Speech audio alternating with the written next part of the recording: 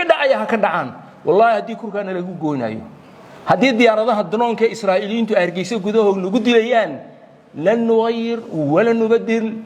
badali mayno mowqifka shariicada iyo diinta iyo aqeedadu inoo yeelayso qibladii nabi maxamed baa siyaasad gashay waa diin baan leenahay waa aqeeda aan leenahay waa sharci baan leenahay kii ka xanaaqaya ka xanaaqo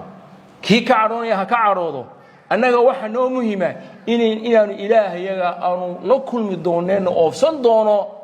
inaanu soo raali galno shariicadeeda iyo diinteeda islaamnimada ilaahay nagu aaminayna inaanu been ka sheegno ma doono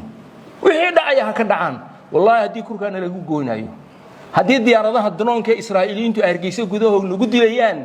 lan nughayir wala nubadil badali mayno mowqifka shariicada iyo diinta iyo aqeedadu inoo yeelayso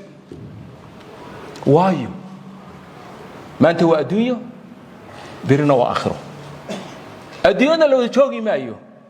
ninka soo sariir ku degayana soo deg waa ka dambaysa lama huraana waa qabriga weeyaan marka ninka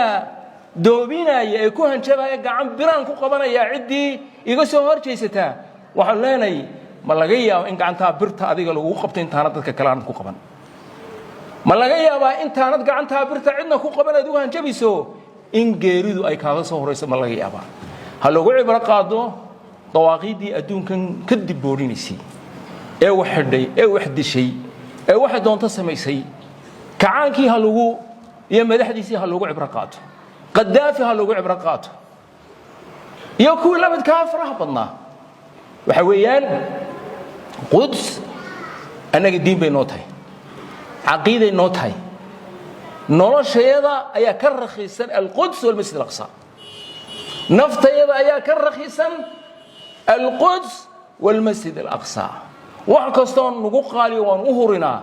meeshii nabigu sharafta maamuuska uu ku helayna sallallahu alayhi wasallam marna uga talaasulimayna yahuudu uga tanaasulina